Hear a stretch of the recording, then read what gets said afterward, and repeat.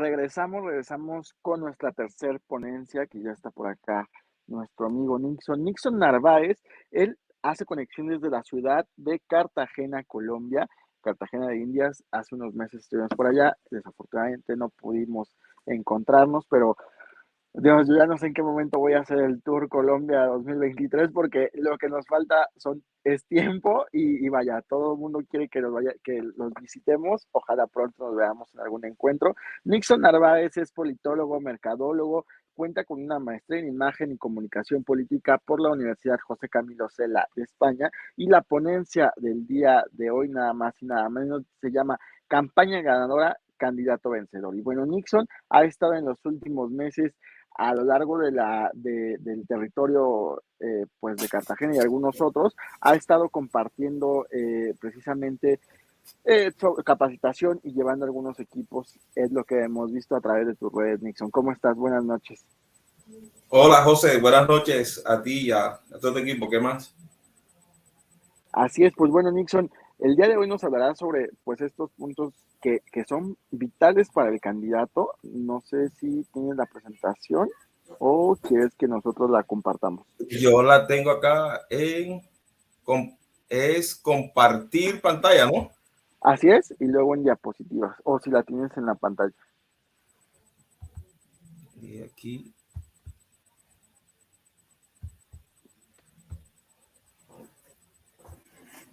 Compartir.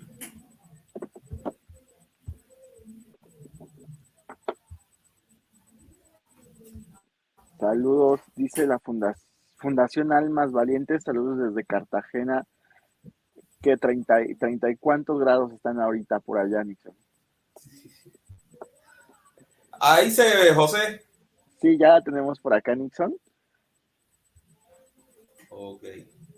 Listísimo. Bueno, Esto tuyo, este espacio, y de nueva cuenta, bienvenido a este segundo encuentro Hagamos con Paul.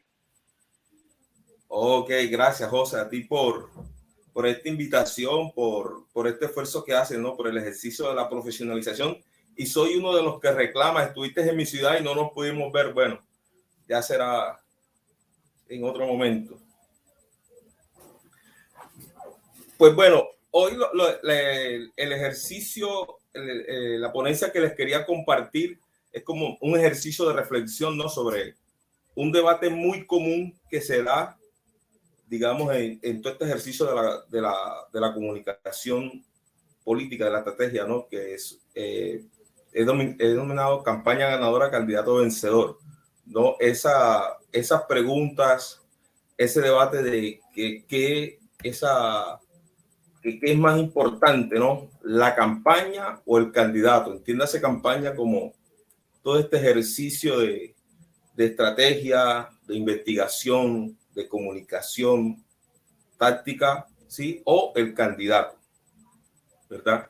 Se ha discutido mucho, se ha hablado mucho, hay muchos escritos sobre el tema, pues bueno, entonces nosotros tenemos una teoría con el equipo con que trabajamos y bueno, vamos a compartirlo, ¿no? Como un ejercicio de reflexión en este sentido. Entonces, digamos, para adentrarnos en eso, habrá que hacerse unas preguntas, ¿no? Una pregunta que la primera sería, por ejemplo, que si es posible, ¿sí? Una campaña exitosa sin un candidato. Seguramente conocerán ejemplos, digamos, de aquellos candidatos sin carisma, sin conocimientos y digamos que no son reconocidos y que tienen posibilidades de salir victoriosos, ¿no? Sí hay ejemplos. Yo hoy quiero hacerle un ejercicio como colocando ejemplos muy puntuales de la campaña presidenciales en Colombia. ¿Sí? Algunos ejemplos, digamos, concretos.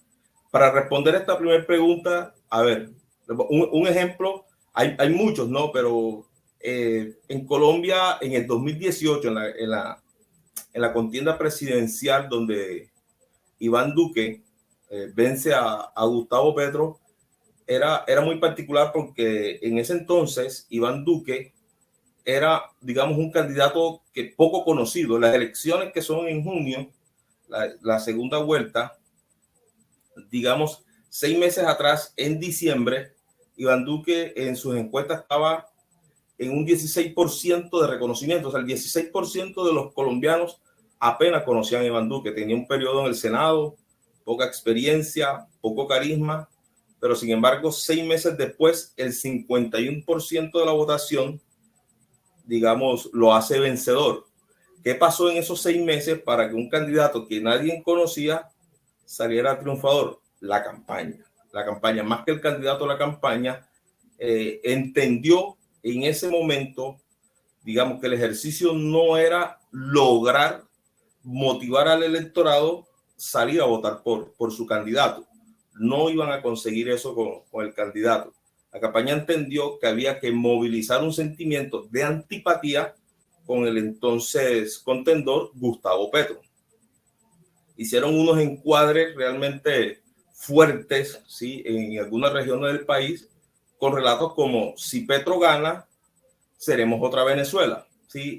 Y bueno, en ese momento estaba este tema muy caldeado, y lo que significaba Venezuela para nosotros los colombianos, que lo tenemos de vecinos, ¿verdad? La campaña encuadró, digamos, ese relato intentando convertir a Petro en el enemigo de Colombia, más que Iván Duque El Salvador, a Petro el enemigo. Por supuesto, digamos, hicieron un ejercicio con los medios de comunicación, utilizaron muy bien los canales. Yo creo que la campaña entendió muy bien en ese momento, y digamos que hicieron cosas. Yo no sé si me... No sé si, no le puede hacer si preguntas. se ve el video. Dicen que usted sabía de eso. Sí, Nixon, se ve y se escucha. Segundos para decirme qué canciones. ¿Usted cree que para hacerle preguntas como estas no tiene ética? Que por ética periodística. No tiene ética hacerle este tipo de preguntas. Cada vez que me interrumpe. Tercera vez que no me responde. Sí, no, ACDC, sí, 4-4. Y si le pregunto cuántos años piensa quedarse en el gobierno, ¿qué me responde? Pues la Constitución dice que 4. ¿Va a hacer algo para quedarse 4 años más?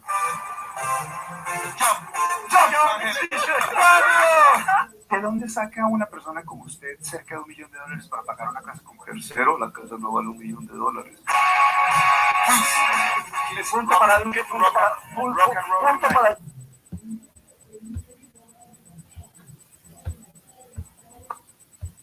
Doctor Gustavo Petro, muchísimas gracias por acompañarnos, por su generosidad del tiempo de 1 hora y media. Hola. Muy bien. Doctor Iván Duque, muchas gracias. Sí, en la misma cadena radial, el mismo periodista, ahí se ve como la diferencia, el encuadre, ¿no?, de lo que se quiso hacer, y claro, lo lograron. Convirtieron en ese temor, ese miedo al colombiano a la posibilidad de ser como Venezuela, pues generaron la antipatía hacia el candidato Gustavo Petro. Luego, entonces, este es uno de esos casos donde la campaña logra llevar un candidato realmente desconocido, con poco carisma, a ser triunfador, ¿no? Entonces, también existe la otra pregunta, ¿no? ¿Es posible que un candidato exitoso sin una buena campaña?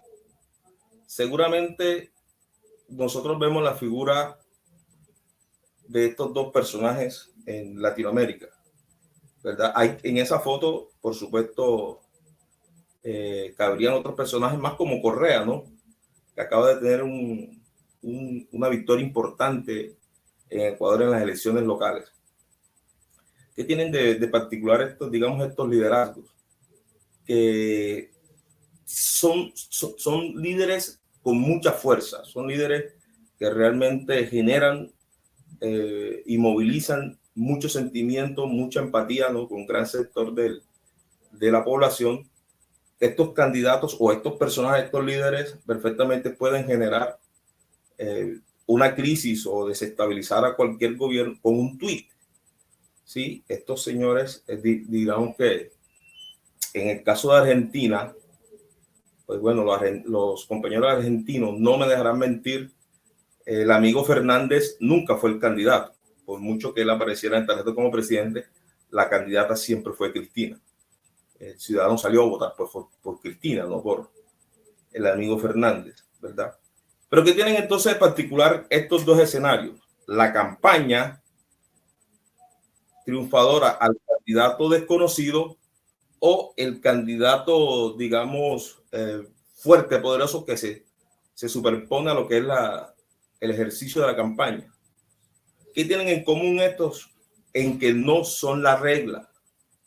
Son pocos los casos que podemos contar que se dan estas situaciones.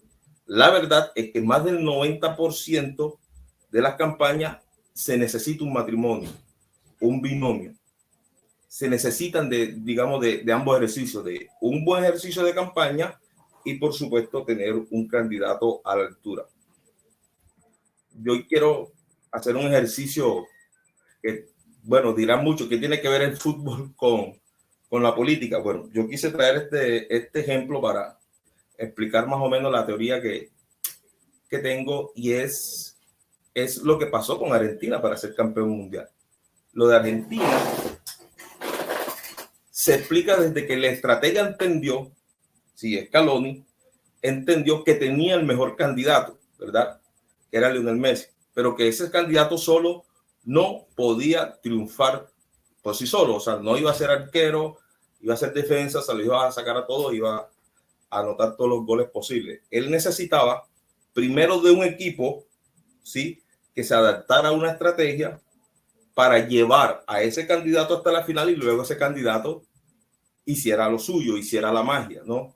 Fue muy criticado en su momento porque eligió personajes, algunos muy veteranos, otros muy jóvenes, otros poco, digamos, del gusto, pero que él entendía que eran parte del equipo que iban a ser útil para lo que él quería como la estrategia, ¿vale?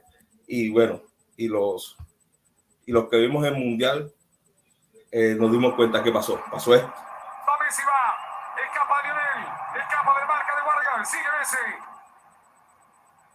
Engancha el 10, va Messi, sigue Messi, está en el área Messi, viene atrás, viene el gol de Julián, gol.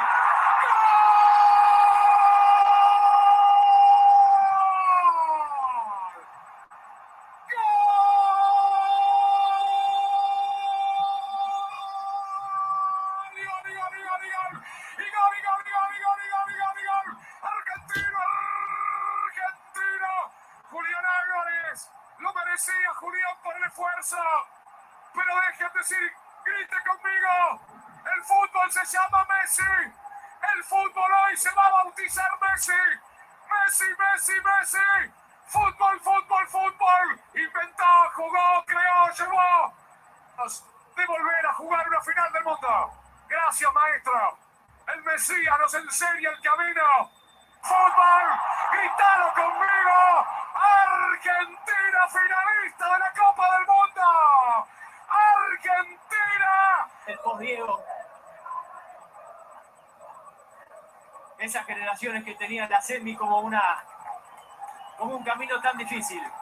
Ahí están Scaloni, Ayala, Samuel, Aymar. El uruguayo le dijo, usted no diga que no tiene experiencia. Usted... Bueno, cualquier parecido, esto con la política del Salvador, del Mesías, del que viene a cambiar todo, a transformar todo, es pura coincidencia, ¿verdad? Pero yo creo que está claro esto de que el ejercicio, digamos, de la estrategia de la campaña y luego el candidato debe ser un binomio que se debe, digamos, soportar en lo que yo llamo la teoría del doble riel. ¿Qué es la teoría del doble riel? Básicamente son esos dos momentos de campaña, ¿sí?, que creo yo se tienen que tener muy claro y se dividen en el sentido en que el primer riel, el primer momento, lo que uno va desde todo el ejercicio de la precampaña hasta la campaña como tal, aquí en Colombia son 3 meses, desde la inscripción hasta el día de las elecciones son 3 meses. Pero en teoría son 4 porque un mes antes se permite la publicidad, pero digamos, esa recta final, en la precampaña, el primer riel lleva al candidato hasta ese momento, ¿sí? Primero todo este ejercicio de la investigación, de la estrategia, de los canales de comunicación se lleva.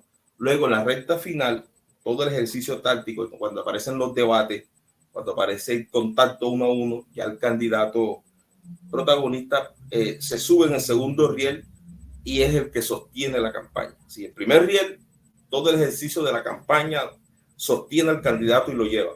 En el segundo riel se invierte en las cargas y es donde el candidato debe asumir un protagonista y sostener todo lo, digamos, lo que se ha hecho, ¿no? Ahí donde, como decimos en Colombia, donde el candidato saca las espuelas. Vale, ese es. Yo voy a hacer un ejercicio de esta teoría con la última elección presidencial, más o menos explicar qué fue lo que pasó con Rodolfo Hernández y Gustavo Petro, porque Petro gana la presidencia entendiendo de la lógica de estos dos rieles, ¿no? ¿Qué sucedió? ¿Qué pasó en estas elecciones? ¿Qué pasó en estas elecciones con este doble riel? A ver, inicialmente desde la estrategia, estas fueron dos campañas de dos banderas, de dos caminos. ¿Sí? La elección pasó porque Gustavo Petro, que fue, digamos, quien compitió en 2018 con Iván Duque, ¿sí? Que fue vencido, en esta elección él enarboló la bandera del cambio. ¿Sí? Colombia tuvo un estallido social en marzo del 2021 y gran parte de la ciudadanía pedía cambio, pedía transformación. Petro tomó esa bandera. Petro se abanderó de ese llamado, sobre todo de los jóvenes, a un cambio, a una transformación. Pero también había una inconformidad con todo el tema de la corrupción.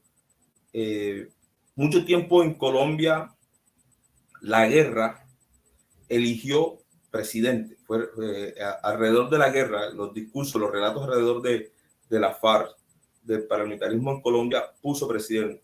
Luego del proceso de paz de Juan Manuel Santos, que se desmoviliza la FARC, la guerra pasa a un segundo plano y entra la corrupción en Colombia a ser más protagonista.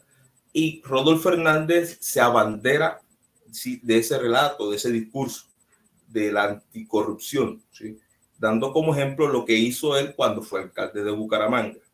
Entonces, estas fueron esas dos banderas, ¿no? Cambio y anticorrupción, que fueron, digamos, los grandes llamados que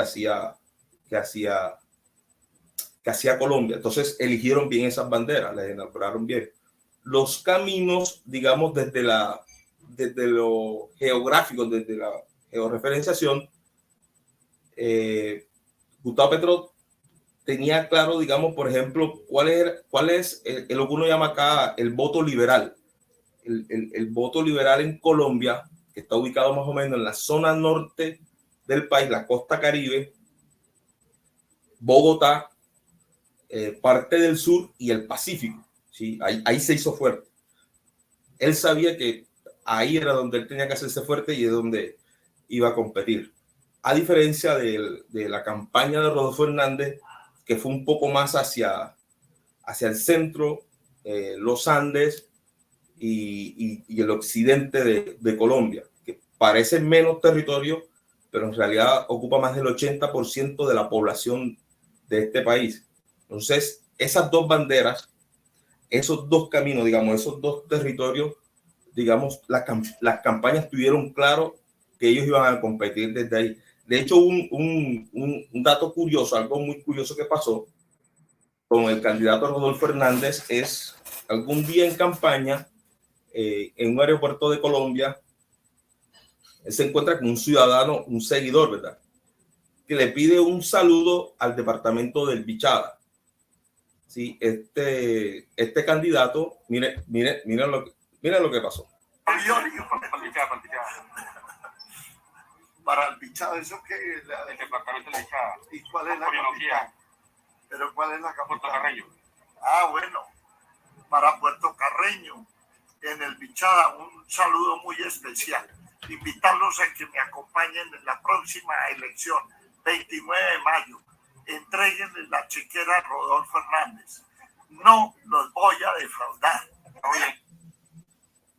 Imagínense, el candidato desconoció, no recordaba que uno de los departamentos de Colombia que están ubicados por la Orinoquía, la Amazonía, en la frontera con Venezuela, lo que uno llama aquí la Colombia profunda, no se acordaba de ese departamento y desconocía cuál era la capital de ese departamento.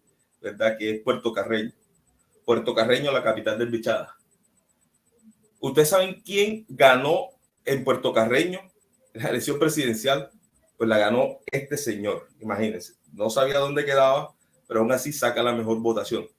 Y en parte, ¿por qué sucede esto? Porque la campaña había hecho un muy buen trabajo. Había equipos de campaña en Puerto Carreño.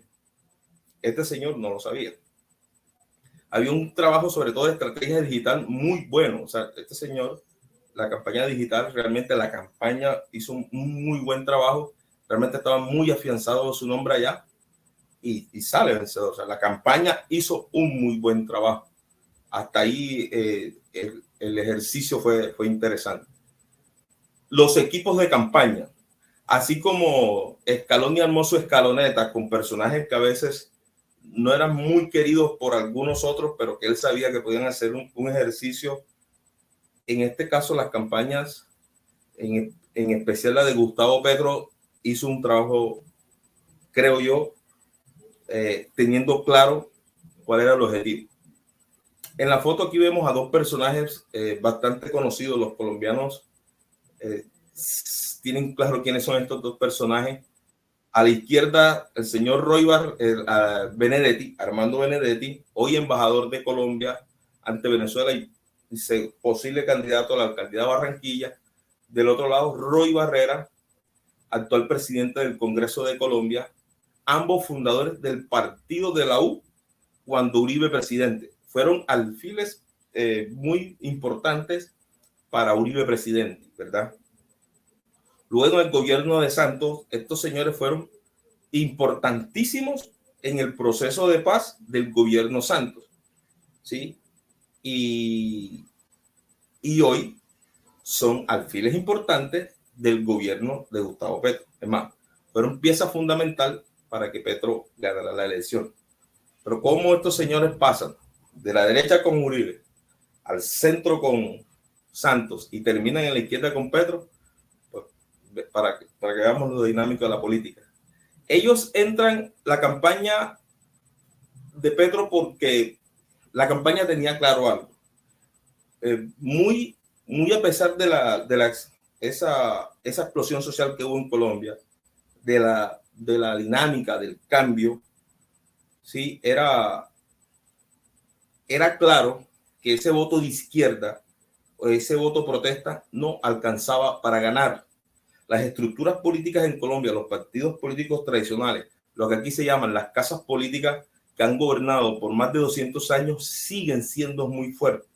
La campaña de Gustavo Petro entendía que no alcanzaba y necesitaba armar un equipo, además de, digamos, de los seguidores que querían el cambio, que acercara a algún sector, digamos, que otrora era enemigo, a la campaña, ¿verdad? Entonces necesitaba, digamos, esos dos volantes centros que hicieran el trabajo sucio. Pues bueno, estos dos señores entraron al equipo, sobre todo Roy Barrera fue muy protagonista.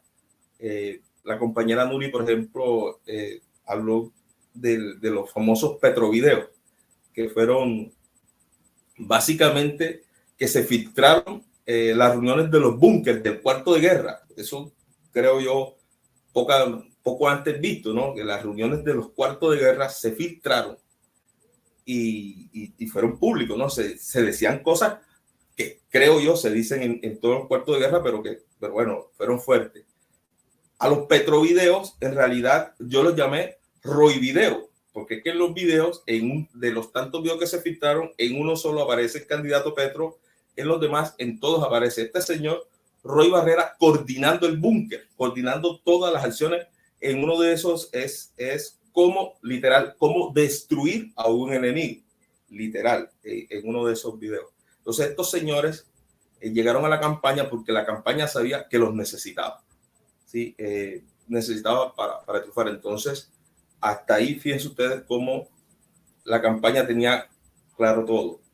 Sigue la campaña de Gustavo Petro después de 4 años y siempre digamos, nosotros siempre en cada campaña lanzamos o repetimos la famosa frase que cada campaña es distinta a la otra. Siempre lo repetimos, ¿no? Y que es así. Eso debe ser un mantra. Pero algo que de pronto se nos pasa es que por muy que la campaña sea distinta, ¿sí? Cuando hay reelección o cuando el candidato repite, por lo general el candidato es el mismo. Cuando me refiero a que es el mismo, lo digo porque muy difícilmente nuestro candidato lo vamos a hacer más alto, lo vamos a hacer más bajo, más bonito, no sé, ¿sabes? Como muchos le salen canas, como muchos se hace más delgado, un poco más grueso, pero es el mismo, ¿verdad? Pero entonces, ¿cuál es la misión de una campaña? De un candidato que repite si el contexto es distinto. Básicamente, el reto de la campaña es generar otra percepción, cambiar la percepción de este candidato que en teoría es el mismo. Este caso se vio claramente en la campaña con Gustavo Petro. Gustavo Petro era un candidato, digamos, es un político de más de 20 años de experiencia que siempre ha tenido y va a quedar en la historia como uno de los candidatos con mayor fuerza para convocar en plaza pública. Es impresionante lo que hace este señor en plaza pública, pero muy lejano a la gente. El contacto uno a uno con el ciudadano, digamos, es bastante limitado, en parte por su esquema de seguridad. Gustavo Petro es uno de los personajes más custodiados con los esquemas de seguridad más importantes en toda Latinoamérica. Tiene incluso órdenes de protección de la Corte Interamericana de Derechos Humanos, muy protegido, pero siempre ha sido muy lejano, ¿sí? La campaña, digamos, se encargó de hacer un ejercicio, ¿sí? De cambiar esa percepción, y pasaron cosas como esto. Esto fue al final de la campaña, esto fue ya en la recta final. En Colombia, en la elección 2022, comenzamos con el regreso de los candidatos presidenciales a sus correrías. Gustavo Petro estuvo en Onda Tolima. Allí compartió el día con una familia de pescadores. El candidato del pacto histórico pasó la noche al lado del río Magdalena en la vivienda de un pescador. Hola, aquí estamos en la casa donde voy a dormir esta noche con el pescador Arnulfo Muñoz en Onda, junto al río Magdalena. Atarraya al hombro, en la madrugada, acompañó a Arnulfo a pescar. Arnulfo ha echado la atarraya varias veces. 2-0. Nada. De regreso, Petro aseguró que el río ya no es suficiente para el sustento de las familias. Anoche hemos salido de pesca, no pescamos nada, porque no hay nada, no hay río en este momento. Ya esta es la bajada, no la subienda. El río tiene problemas. El candidato indicó que seguirá recorriendo las regiones durante los siguientes días. Esto, digamos, hace un año, no digamos hace un año, era impensable. Alguien alcanzó a decirme, miren el desespero de Gustavo Petro, que quiere mostrarse cercano a la gente. Pues yo les puedo asegurar que esto estuvo pensado siempre. O sea, estas acciones, como digamos, ejercicio, lo hizo con 5 personajes más campesinos y gente de la Colombia profunda, como dije antes. Esto estaba pensado. Esto está pensado desde un principio. Solo que la campaña, digamos, en unos tiempos que respetó muy bien, comenzó a hacer un ejercicio de cambio de percepción, hacerlo más cercano a la gente. En esta campaña vimos como, por ejemplo, la esposa, hoy primera dama, Verónica Alcocer, era poco conocida en las esferas públicas, realmente era poco vista. En este año, digamos, en las elecciones pasadas fue muy importante, fue fundamental. Ella tuvo una campaña paralela y fue con un carisma impresionante, fue brutalmente importante y tuvo mucha injerencia. En los hijos, fue muy, muy destacado su hija menor, Antonella, de 14, 15 años, que era futbolista y era arquera. Todo eso, digamos, durante todo el proceso, la campaña se encargó de demostrar la intimidad de este candidato, el candidato que cocina, el candidato que que no sabe manejar carro, el candidato que no toma leche. Sí, un proceso de cercanía, si la campaña intentando cambiar la percepción para cuando al final el candidato, ¿sí?, hiciera esto, la gente lo comprara, y mucha gente compró esto a este ciudadano cercano, pero es que un año antes era impensable ver esto, pero impensable. Lo que me dice que la campaña hizo un buen ejercicio durante todo el proceso, digamos en el primer riel, la campaña logró modificar la percepción de este candidato lejano para luego el candidato hacer su trabajo, ¿verdad? Eso con respecto a la campaña. ¿Sí? Porque luego ya en el segundo riel, ¿sí?, cuando ya pasamos al segundo momento, es donde aparece el candidato. Y creo yo que una de las mejores definiciones que puede tener el candidato es que el candidato es el mejor canal para el mensaje. ¿Sí? La campaña puede tener todo, digamos, todo el ejercicio claro, todos los canales, una buena estrategia digital, un buen equipo, pero si el candidato no es coherente, el candidato no es carismático, el candidato no vende, va a ser complicado. Es ahí donde el candidato ya, digamos, en su protagonismo, en ese riel, tiene que entender que él es el mejor canal para este mensaje. Debe ser así. En esta campaña, digamos que pasó alguien que asumió bien ese papel, y debo reconocérselo, fue a Rodolfo Hernández. Rodolfo Hernández en su arquetipo, que fue claramente el arquetipo del bufón, aquí le llamaron populista, lo hizo bien, lo asumió y lo hizo muy bien. Hizo cosas que digamos que ayudaban a la campaña. Si él como candidato entendió su rol y lo ayudaba. Hubo un momento en que, por ejemplo, que todas las encuestas daban a Petro y a Federico Gutiérrez en segunda vuelta. Ninguna encuesta daba a Rodolfo Hernández compitiendo con Petro en el balotaje. Ninguno.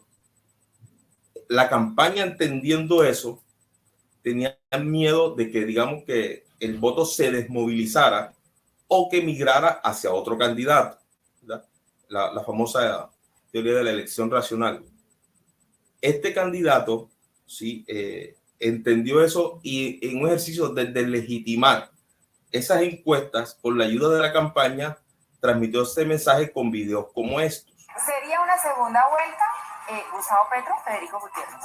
Puede decir, Gustavo Petro gana en primera vuelta y gana en segunda vuelta, ¿cierto? Que es inminente una segunda vuelta entre él y Gustavo Petro. De locos, papi, de locos, papi, de locos, papi. Yo soy muy fea, yo me transformo, una cariloca, yo me transformo, analizada, yo me transformo, como son vueltas, yo me transformo, como un moscato, yo me transformo.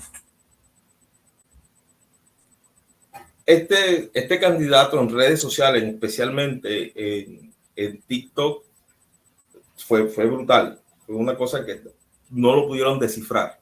Realmente la clase política tradicional no pudo contener la fuerza que tenía, digamos, este candidato, esta campaña. El mensaje fue bien recibido y bueno, ahí están las consecuencias. Él venció a todos los partidos políticos tradicionales, porque se daba por hecho de que Gustavo Petro llegaba a la segunda vuelta. Se esperaba que quien llegara a segunda vuelta fuera quien representara a los partidos políticos tradicionales, que era Fico Gutiérrez, candidato del gobierno. Este señor los venció y llegó hasta la segunda vuelta. Seguimos con el candidato y digamos unos elementos básicos que debe existir en ese segundo riel para que el candidato sostenga en esa segunda parte. Y lo primero es que el candidato no es un gerente. Y seguramente todos conocemos alguna experiencia, algún candidato que está más pendiente de entregar una gorra, de entregar un llavero, de si hay refrigerio, si más pendientes a temas que no deben ser de un candidato. El candidato debe estar en contacto con la gente, para pedir el voto, para el discurso, ¿verdad? Pero es muy común esto.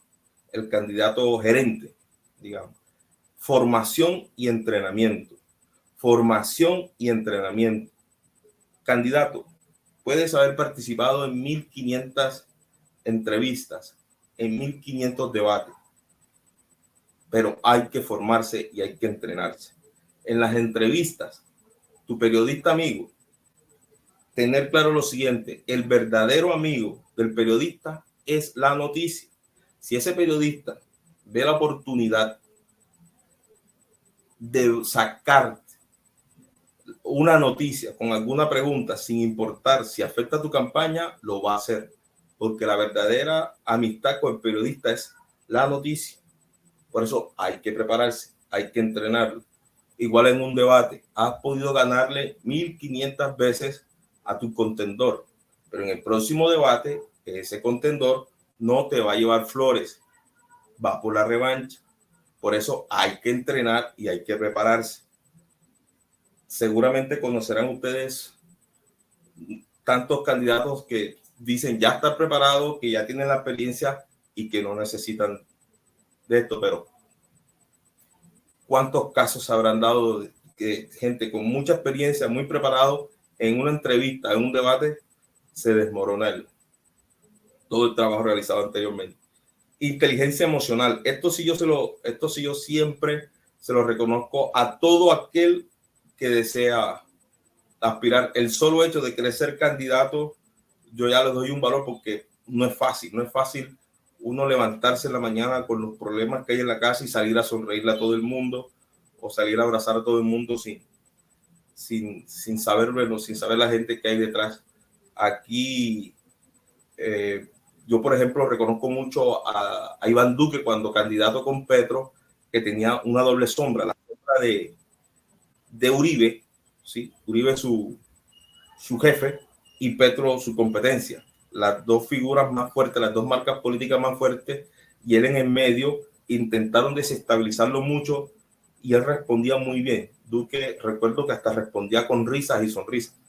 En eso sí lo manejó muy bien, pocas veces lo desestabilizaron. Manejó muy bien la inteligencia emocional. Y por supuesto la coherencia. Decíamos antes que el mejor canal del mensaje es el candidato. Pues la coherencia es fundamental para eso.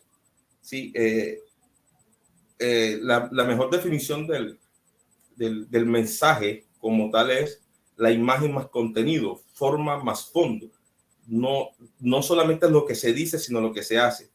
Y es aquí donde quiero aterrizar, donde según el análisis, ¿no?, en el encuadre de la teoría del doble riel, es donde Rodolfo Hernández pierde la presidencia. Porque cuando comienza a desmoronarse esa campaña, cuando del primer riel, si la campaña que se llega hasta la recta final, se invierte las cargas, y es cuando el candidato tiene que sostener esta campaña. Cuando apareció el protagonismo de los candidatos, es cuando se desmorona la campaña de Rodolfo Hernández. Apareció la incoherencia, apareció la falta de inteligencia emocional, apareció la falta de información, la falta de entrenamiento y el caudillo como gerente. Estos 4 elementos fallaron en el candidato y se vino abajo todo el trabajo que había hecho el equipo de campaña, sobre todo la digital. Se vino abajo porque el candidato en ese segundo riel no pudo sostener ese segundo riel, ese trabajo del primer riel. Lastimosamente no pudo, sí, le faltó mucho de esto lo que estamos diciendo aquí, y por eso se vino abajo, se desmoronó, y hoy el presidente es Gustavo Petro. Digamos, eso desde el encuadre de los dos rieles, haciendo el análisis que perfectamente cabe en todas las campañas. Y bueno, mi querido José, eso era lo que les quería compartir hoy, ese análisis, esa discusión de la teoría de los dos rieles, y bueno, aquí estamos nuevamente agradecidos por tu invitación y a tus órdenes. Muchísimas gracias, Nixon, por habernos compartido justo todo esto. análisis, vaya, un breve análisis de lo que fueron las elecciones presidenciales en Colombia, las cuales analizamos pues bueno, en la última parte, si no mal recuerdo, junto con Lina, junto con Carolina y su servidor, analizamos aquí en Hagamos Comunicación, en aquella ocasión, ese foro que hicimos Sí, y que no se nos olvidan los foros pendientes que hay.